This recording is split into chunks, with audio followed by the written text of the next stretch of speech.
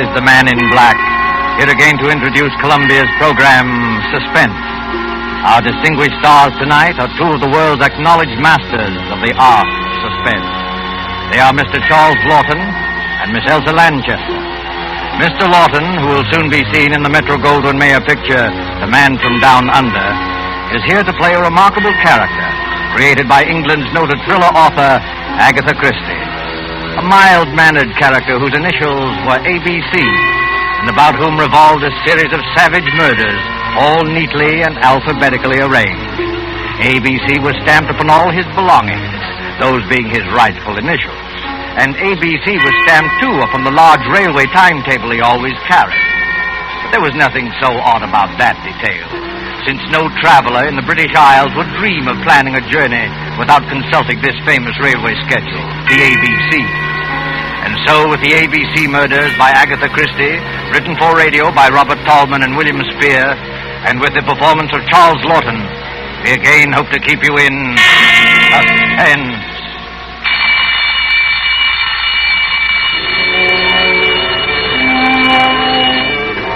When the time for closing bell rang in the public library, Alexander Bonaparte Cust started, picked up his battered briefcase with the almost faded initials ABC, closed the book he had been reading, and shuffled over to the librarian's desk. It's a most interesting book, librarian. I should like to come back sometime and read another chapter of it, if I may. Quite. Yes, Mr. Clark. Can I help you, sir? No hurry. Well, I'll be going along now. Thank you. Rum little chap, that. What do you think he was reading? Studies in epileptic somnambulism. Medical stuff, eh? Oh, I say, the little fellow left his briefcase. I'll catch him at the door. I say, sir, just a moment. You left something. Oh, dear, it's my briefcase. I'm terribly sorry. I seem to be getting more and more forgetful lately. Why, only the other day I left it on the counter in a tobacco shop. Lucky you have those initials. Not many people with the initials ABC stick in your mind. What do you mean by that, sir? Well, after all, they're the first three letters of the alphabet. Practically the first thing we learn, you know, isn't it? Our ABC. Don't mention those letters to me. They brought bad luck to me in more ways than one. Really? How's that?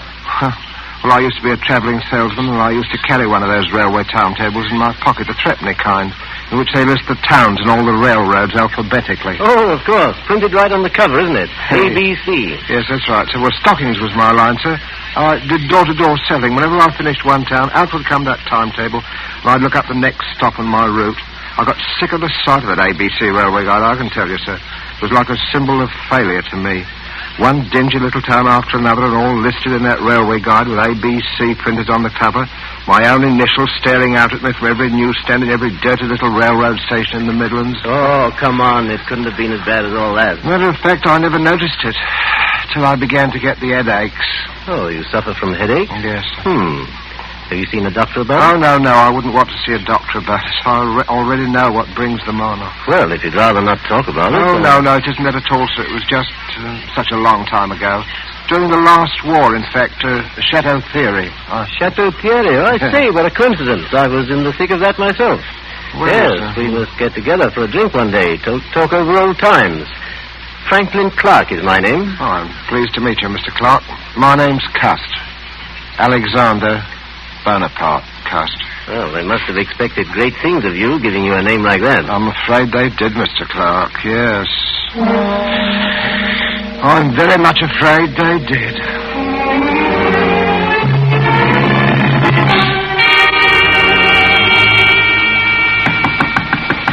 Mr. Cust.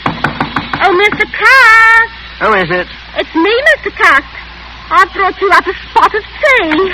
Oh, it's you, Miss Marbury. That was very thoughtful of you. Oh, nonsense. You know Mother dotes on you. Oh. You're her favourite lodger. In fact... Why, Mr. Cust, you're packing your things. You're not leaving us, are you? Oh, no, I'm just taking a little trip over the bank holiday, you know. Now, don't try to deceive me, Mr. Cust. You're embarrassed about owing us, aren't you? No. You needn't be, Mr. Cust. Really, you needn't. Oh, you are a nice girl, Miss Marbury. You really are a nice girl. As a matter of fact, I'm not going just for the bank holiday. I've something rather important, some very important matters to take care of. You know, it's very possible that my mother didn't have me christened Alexander Bonaparte cussed for nothing. Oh, have you got a position, Mr. Cutt? Well... What is it? Well... Oh, come, Mr. Cutt. You can tell me, can't you? Well, Miss Lily, I can tell you this much. I shall be travelling quite a lot. In fact, where did I leave that ABC railroad guide? Oh, yes, here it is. First stop, Andover. Andover? That's not very far. No, but I must be getting on if I don't want to miss that train. Now, let me see. Have I got everything? There's my spectacles and my overcoat, my typewriter, my walking stick. Did I ever tell you the history of this walking stick, Miss Marbury? It's a Scottish piece, very old. It's always used as antique. You know, they used to kill people with these back in the days of the old clan wars in Scotland. I wonder how many heads this one has bashed in. Mr. Cutt. Oh, please, what a terrible way to talk. Yes, I'm sorry, Miss Marbury. I am a little bit surprised at myself talking like that. It must be my new job. It's gone to my head a bit, that's it. It's gone to me head. Have you got an aspirin by any chance? I've got...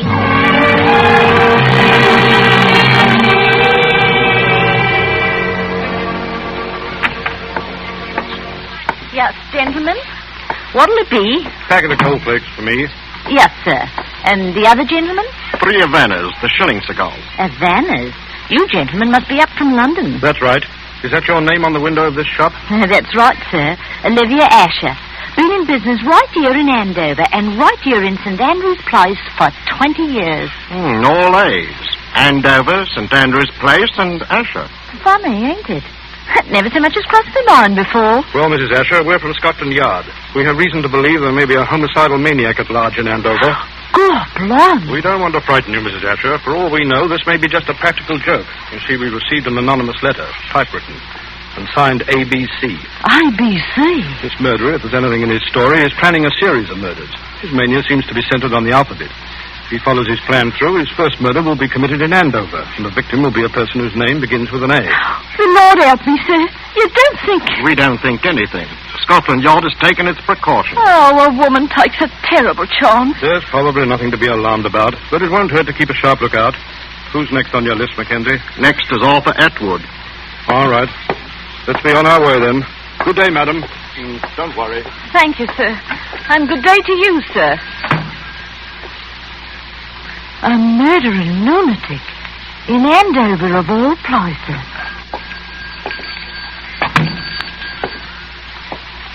Yes, sir. What'll it be for you, sir? Please? That'll be 1 and 6, sir. I said that'll be... Oh, no!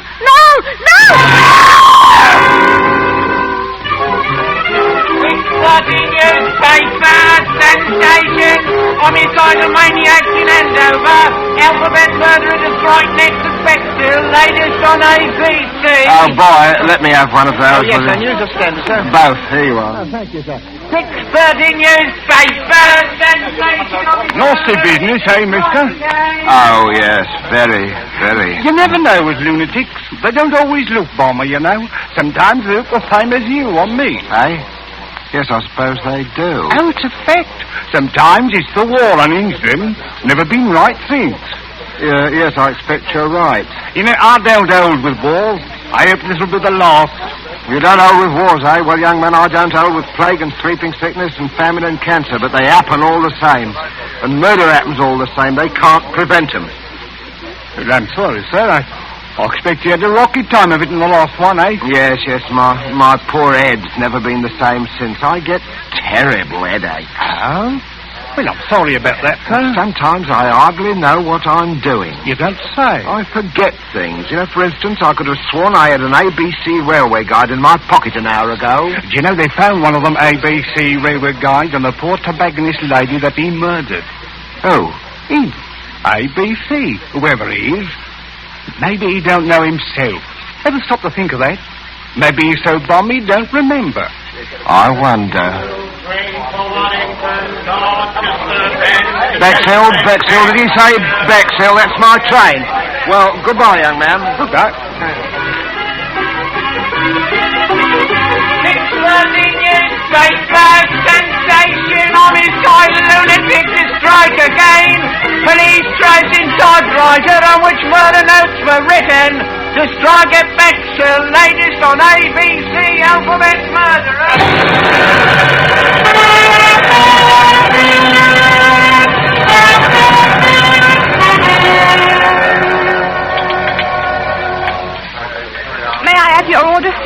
Well, I don't think I'll have the ham for breakfast. Yes, I think I'll have the mutton pie. One mutton pie. Yes, sir. What's the matter with you? You're trembling, young woman. Is something wrong? Oh, sir, if you only knew. I have to walk home tonight after they close up here. And there ain't hardly a light in Benson Terrace where I live. Benson Terrace in Bexhill? Yes, sir. You're afraid of the ABC murderer, aren't you? He follows the alphabet, don't he? That was the way he done in Andover. Hey, and does your name begin with a B? Barnard's my name. Mary Barnard. Oh, dear me, Miss Barnard. Well, I don't like to appear forward. Well, anyway, I'm old enough to be your father. Would it make you feel easier if I saw you home tonight? Oh, you don't know, sir. You just don't know what it would mean. Oh, well, what time do they close up here? 9 o'clock. All right, I'll wait outside for you. At 9 o'clock? All right.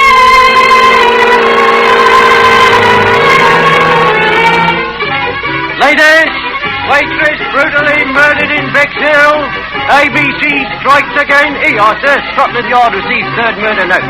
Alphabet murderer to strike again in Cheston. Here you are. Yes, sir? Third class, single, to Cheston.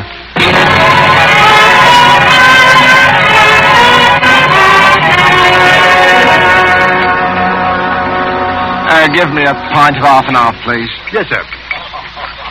There you are, sir. You up from London, sir? Yes, I come directly from London. Salesman? Stockings is my line. Rough going these days, what with rationing, eh? Well. It isn't my old friend Alexander Bonaparte Coast. I'm sorry, I'm afraid I don't remember. We met in the library, remember? Oh. In London. Yes, had quite a talk. Yeah. Franklin Clark, remember? Yes, of course. You'll forgive me, Mr. Clark. My memory, it seems to be getting worse and worse. But you must have come under better times, Mr. Cuss. New briefcase, I see. Nice, bright, new initials. Well, I got a job shortly after I saw you, Mr. Clark, from Ballinger Limited. Stockings. It's my old line, you know. But to tell you the truth, I haven't been doing very well. Oh, those headaches again? Yes, the headaches. And the murders. The murders have upset me something terrible. Oh, well, you're shaking like a leaf, man. No. Hey, Jonathan, a brandy for Mr. Cuss. He Thank needs you, it. sir. The trouble with you, Cuss, is you're inclined to be morbid. I remember that book you were reading the day we met, stuff about epilepsy. Well, it might be epilepsy, mightn't it? What? Well, they discharged me from the army before the war ended. See, I had a kind of a fit, you know. And, Never had anything like it again, have you? No, I didn't have a fit again, just the headaches. I forget what happens, hours at a time. Do you know, once I was sitting in a station waiting room and a newsboy came by and I bought a paper from and it was all about that first murder in Andover. It said the police had got another note, another typewritten note, Mr. Clark, and the murderer was going to strike next in Bexhill. And suddenly I realized I was in Bexhill. And I'd been in Andover the day before when the first murder happened. Well, how did you happen to go from Andover to Bexhill? Well, that's the way I'm supposed to go on my route, selling the stockings. I'm supposed to take the towns alphabetically. Oh, well, then it's not so surprising you should have been in Bexhill after all, is it? Just a coincidence. Well, the waitress in Bexhill there, I walked home with her that night, Mr. Clark, the night she was murdered. Well, good heavens, Cusk, you don't think you killed Mary Barnard, do you? I don't know, Mr. Clark. It said in that book that people who have had epileptic fits often do things and don't remember them. They even commit crimes. I said good night to her, and after that I don't know what the notes, those typewritten notes. Wouldn't you have remembered if you'd written them? I don't know. Well, now, I know a little something about psychology myself, Cusk. And I'd stake everything I own on the fact that the man who wrote those notes was conscious of what he was doing. Do you really think so, Mr. Clark? Positive of it. Now, pull yourself together, man. Incidentally, my sister-in-law lives here in Cheston. My brother is Lord Cameron Clark, and I happen to know she needs some new stockings. Oh. Pop over there in the morning, will you, and show the old girl your line? Oh. Here's the address. Might cheer you up to make a good sale. Oh, I'm sure it would, Mr. Clark. I'm sure it would. Well, good night, Mr. Clark, and thank you again for all your kindness. Good I'm night. sure, sir. Good night. Oh, wait a minute. You've forgotten something again. Oh, dear me, that's my typewriter. I shall certainly need that. Well, to type up my report to the Home Office in case I should make that sale tomorrow. Oh, of course. Oh, yes. By the way, Cuz, better watch out. somebody in Cheston is going to be murdered tomorrow. Aye? Old ABC is up to the letter C, you know, and your name is Cuss. Huh? Oh, I say, good heavens. Mine is Clark.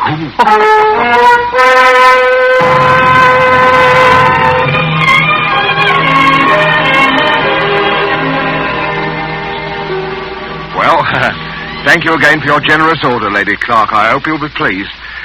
This line of woolen lined stockings is one of Ballinger's best buys right now, Lady Clark. My brother-in-law told me that you'd had some unfortunate times lately, Mr. Cuss. Yes. But I really did need the stockings, and I should... Hello again, Cuss. Hello, sir. Stuffing myself with bacon and eggs. Make a sale, old boy? Oh, yes, Mr. Clark. Thank you very much. Good, good. Louise is filthy with money, and her ladyship's legs are in constant need of recovering. Oh, I wouldn't say that. Yes, really. She wanted the stockings. Well, thank you very much, my lady. I hope I shall have the privilege of serving you again next year. Goodbye, Mr. Cuss, and good luck. Cheerio, Cuss. Such a nice little man, Franklin. He's a bit off his nut, I'm afraid. Last night he tried to convince me that he was the ABC murderer. His initials, you know. He has minor lapses of memory. That little man a murderer? Oh, really, Franklin? Good Lord, what was that? Tell the maid. Where's that girl? What's going on? In the master's bedroom, milady. You better go with her, Mr. Franklin. Crothers, whatever are you doing here? Oh, lady, the master, Lord Clark, is being murdered. Stabbed with a knife. He's all over blood. Murder? Oh. Good heavens. Why, look there on the floor. A railway guide and ABC. Take me out of here, Franklin. Oh, Louise, I'm sorry you had to see me. Oh, Cameron. My poor Cameron, who never made an enemy in his life. The man who did this was a maniac. And I'm afraid I know who he is. He always carried a walking stick with a heavy carved handle. That's how the other murders were committed, with a heavy stick. But he wasn't carrying his stick today. Must have grabbed a knife up there somewhere to kill Cameron with. But when? Were you with him every minute? Well, I went upstairs to get my checkbook. It took me a little while to find it. That gave Cuss his opening. Oh, to think that all that time. Oh, no. No, I'll never forgive myself, Franklin. No, none of that now, Louise. The important thing now is to stop him before he can commit another murder. But what are you going to do, Franklin? I'm going to the police and see if they'll let me help. Let's have a look at this ABC railway guide he left beside poor Cameron. Look here. All checked. See there? Andover, Bexhill, Churston. Each with a check mark after it. Oh, where's the next one? See? See London. He's through with ABC, he's gone home, and I'm going after him.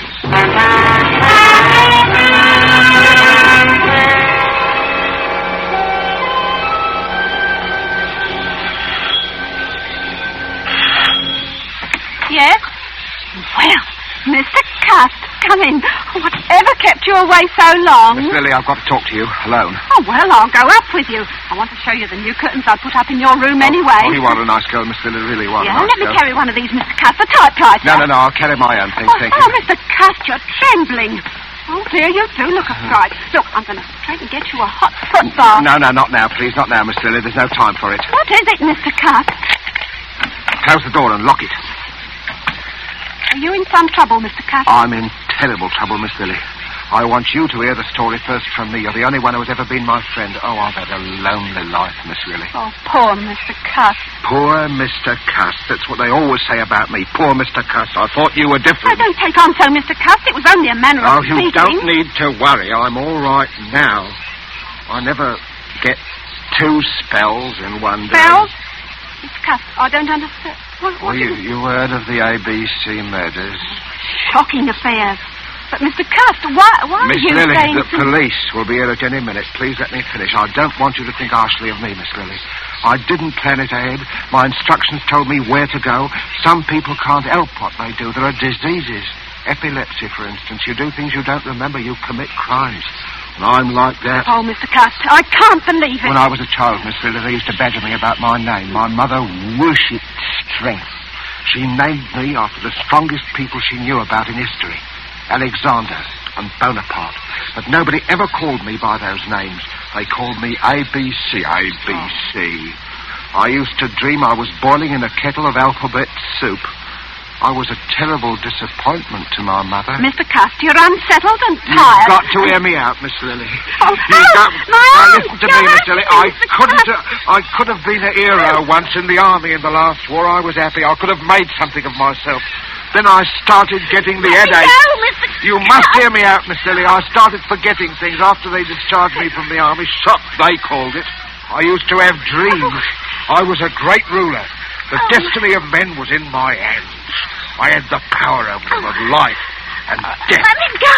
Oh, please let me go. First, there was Andover, that tobacconist. I can't even remember what she looked like. Then there was Bexhill. I walked home with a waitress from the station restaurant. She was murdered, too. In Chilston, I sold a dozen pair of stockings to a lady, and while she was upstairs getting her checkbook, her husband was murdered on the floor where I was waiting. And now I've come back here. Maybe the alphabet charm is over. Or is it? This is London. L. Your name is Lily. Are you trying to frighten me, Mr. Cust? I am trying to convince you. You, murderer? I'd as soon believe it as my own mother. What about this? Look at it. Oh, no. Look closely at it. I found it in my briefcase when I came on the train, Miss Lily. This knife murdered a man in Churchton just 3 hours ago.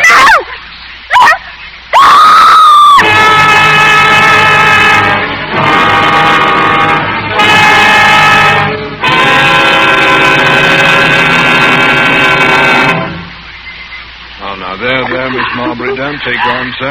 You all end up pretty as you please in the next room. But he was such a nice man. I still can't hardly believe it. Is this the night he threatened you with, Miss Marbury? Yes. We just got here in the nick of time, eh, Crum? Hey, that's a wicked-looking knife. It's the Churston murder knife right enough, Mr. Clark. No doubt of it. Well, let's take inventory. Typewriter. Checks with a murder note. Walking stick.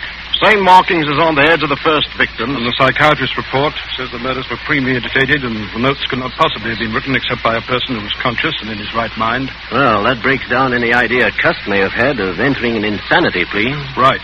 I think he'll sign the confession without any difficulty. Bring him in. Bring the prisoner in. Well, Cust, are you ready to sign your confession? I don't know, Inspector. A moment ago I was certain I must have done it. But why? That's what worries me. Why? Mr. Clark, why do you think I did it? You're wasting valuable time, Cust. I don't care why you did it. You killed my brother, and I want to see you hang for it. I don't care how balmy you are. You ought to be ashamed of yourself, talking to our Mr. Cust in that bloodthirsty manner. I don't know what's getting into the gentry, I'm sure. He tried to murder you, didn't he? Well, he couldn't help himself, poor thing.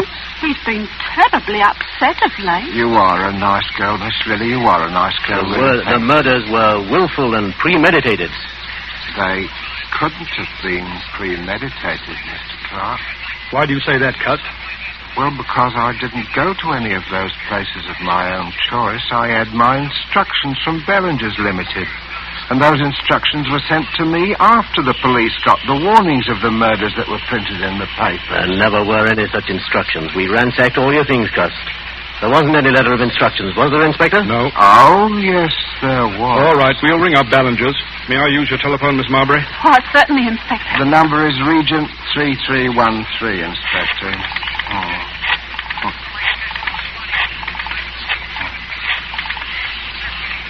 Ballinger's? Are you there? Put me on to personnel. Oh, Mac, start packing those exhibits, will you? All right. Crone speaking, Scotland Yard. But what day did you employ a commercial traveler named Alexander Bonaparte Cust? No, Cust. A.B. Cust. Initials ABC. Yes? Never employed by you. Your absolutely certain? Did you send a man to Andover or Bexhill last week? Not on your route. Thank you. That's all I wanted to know. Too bad, Cust. I guess this knocked out your last ghost of a chance, doesn't it? No, Mr. Clark. Because, you see, the instructions were in a letter, and that letter is right in this room. Well, let's have a look. Come on, Mackenzie. Give me a hand. Let's go through these things again. It won't do you any good to look there, Mr. Clark. I have the letter. Would you like to see it, Mr. Crome? It's here. Well, I'll be... Where did you get that? It wasn't on him, Inspector. I'll swear to that. Where did you have this in? Well, Inspector, it isn't generally known, but I do wear a small hairpiece. Not out of vanity, mind you. I find it necessary for the business. Let's see that letter. Oh, gladly. Dear Mr. Cust, enclosed find advance. Typewriter is being posted today. You will... What a lot of nonsense, Inspector. Look at the typeface of that letter. It's obviously written on Cust's typewriter. Yes, that's right, Mr. Clark. And the man who wrote that letter was the murderer. Cool as you like, he sent the typewriter to me and instructions on one of Ballinger's letterheads and the money and everything else. What kind of stunt are you trying to pull here, Cust? No stunt. It's just that when you made that telephone call, Inspector, and Ballinger said I'd never worked for them, I knew that the typewriter must have been sent to me by the murderer. And the more I thought about it, the more it seemed to me that the murderer must be Mr. Clark. What? Why, this is too utterly fantastic, Inspector. Really, Well, the murderer would have to add to know something about me. Something I'd never confided to anyone but to Mr. Clark about my headaches. I'd been reading a book in the public library, Inspector, a book on epilepsy, and it seemed to me that what I suffered during the last war might have been epilepsy. And it was on my mind, see? It said that epileptics might commit crimes and not remember them under certain conditions.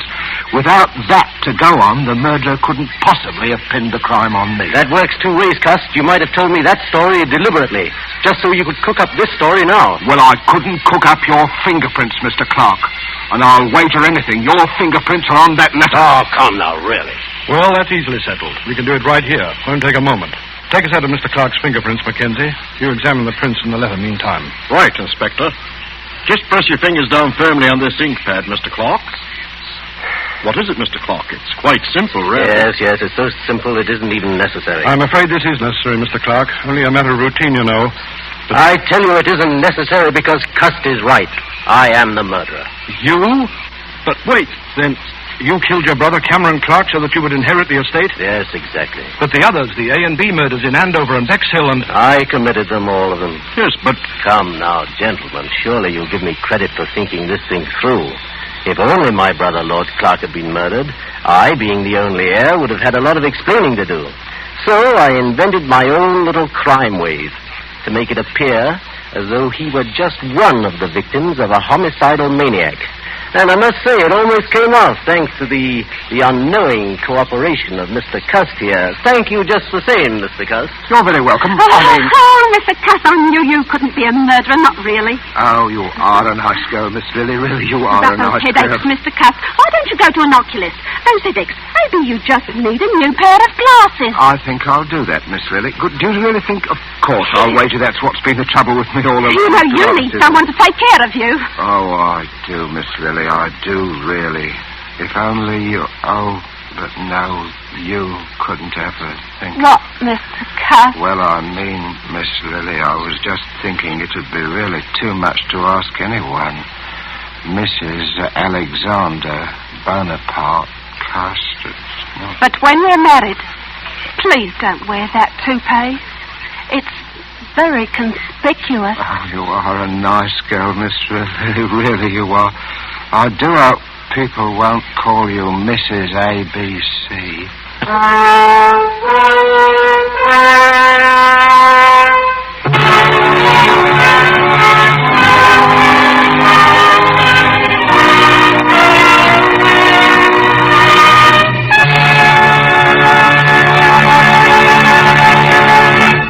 And so closes the ABC Murders, starring Charles Lawton, with Elsa Lanchester and Bramwell Fletcher.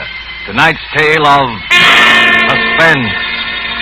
This is your narrator, the Man in Black, who conveys to you Columbia's invitation to spend this half hour in suspense with us again next Tuesday, when Agnes Moorehead will return to our stage, a star of the suspense play called She Overheard Murder Speaking.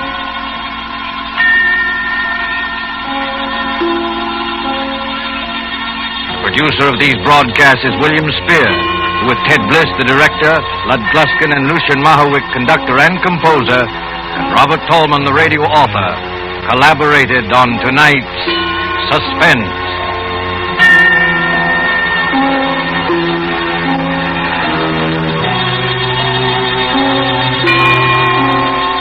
This is the Columbia Broadcasting System.